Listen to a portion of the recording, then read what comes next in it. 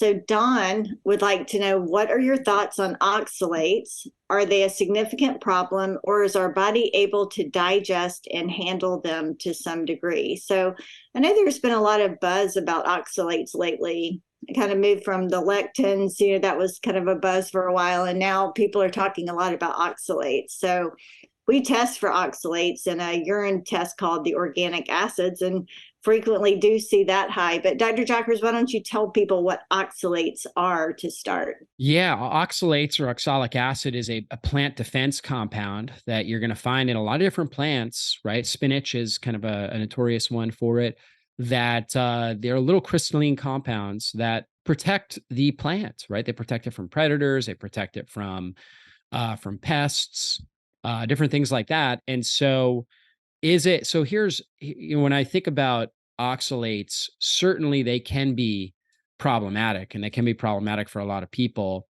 But I don't think it's necessarily the oxalates in isolation that are problematic. I think that humans have adapted to oxalates. In fact, they're a really see our body is meant to have some level of stress, whether it's dietary stress. Fasting, right, is a stressor on the body. We're not even eating anything, not creating any mechanical stress.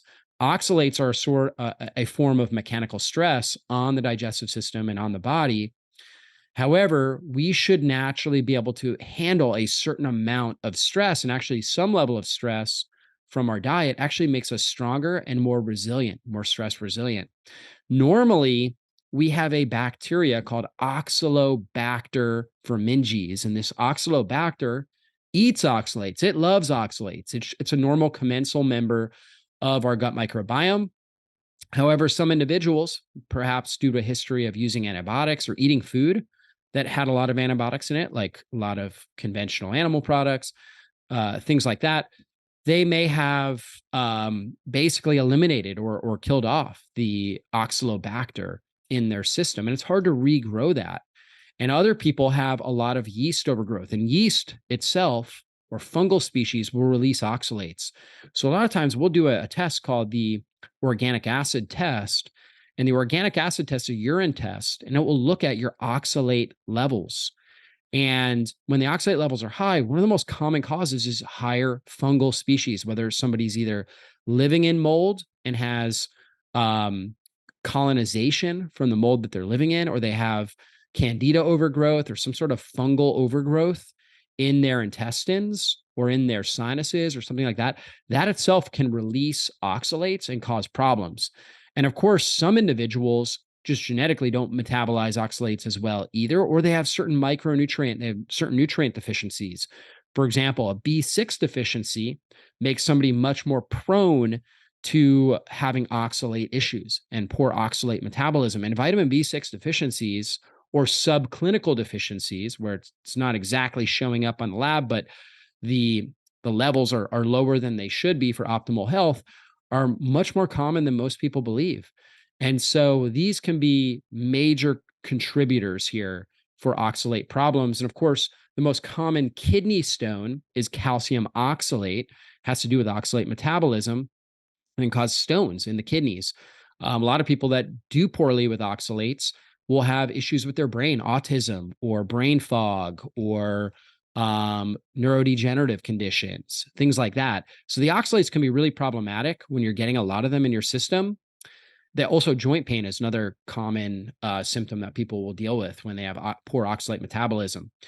So to kind of summarize that, oxalates can definitely be a problem for a lot of people, but it's not necessarily because of the dietary oxalates. It's more to do with what's happening in their microbiome, what's happening with their mechanisms for breaking down, metabolizing oxalates. And there is a place, if somebody is being overwhelmed by oxalates and their system is not able to handle them, for reducing oxalates, right? For a lower oxalate diet.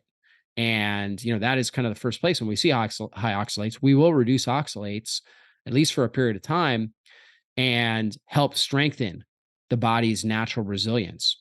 And so why don't you go into like what a lower oxalate diet would look like? Yes, I'm glad you mentioned all the other causes of high oxalates rather than just diet, because it is definitely correlated. I see a lot of candida or mold causing the high oxalates. So want to address that. And so, with diet, the issue is that most high oxalate foods are also very nutritious. So spinach is one of the very highest in oxalates. Swiss chard, a lot of the leafy greens, nuts, berries. So the foods that we're telling people to eat usually are the ones that are higher in oxalates. So whenever there's an issue with a food that is nutritious, I always tell my clients I want you to be as least restrictive as possible to avoid symptoms. So I like to reduce just the high or very high oxalate foods so that we're getting in.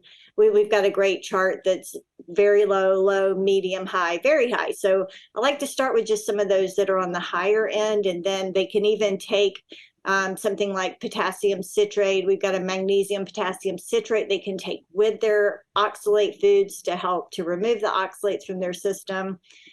So that's what I encourage people to do with the diet portion. And another really, really important part of this, because some people will see high oxalates and then they read something and they start to worry. And so they'll just take all oxalates out of their diet. And that is not what you want to do. You want to slowly reduce oxalates from your diet, because if you reduce them too drastically, you'll get something called oxalate dumping and you will feel terrible. So don't want you to do that. Just, you can reach out to me. I'd be happy to send you that list, and we can just reduce those very high to begin with. But the key is to address the why. That's what we're always looking at, is the why. So the why often, as Dr. Jocker said, is candida or mold exposure. So we want to look at that, address that while we slowly reduce the oxalates, and then hopefully get the oxalates down and you can continue to eat those super nutritious foods.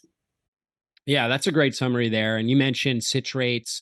Citrate naturally binds to oxalates and helps pull it out. We find citrates naturally in our citrus fruits, right? Lemon, lime. So using some lemon, some lime on your foods if you tolerate those citrus acids well, like if you don't have acid reflux, like you had mentioned earlier. And so if you're doing that, that's going to provide natural citrates, and then we'll use a supplemental citrate. And usually magnesium is really helpful for people with oxalate issues. So we like to use the magnesium potassium citrate. It's been shown clinically and in studies to help bring down oxalate levels. And so that works well. And then also, again, increasing B6, right? Or at least looking at B6 metabolism to see if that's an issue. So some vitamin B6, getting that on board can be helpful. And also a good binder in the gut. So there are certain binders like activated charcoal, which is more of like a large binder that stays right in the gut. Oxalates, obviously they can get into the bloodstream, right? But if you're kind of catching them while they're in the gut, the charcoal can help bind and pull some of those out to lower the overall oxalate load in the system before it gets out into the bloodstream. So that can be really, really helpful as far as that goes as well. So just taking a couple of helpful supplements to support your body while you're slightly, just gradually reducing the oxalate load and trying to get to the root cause.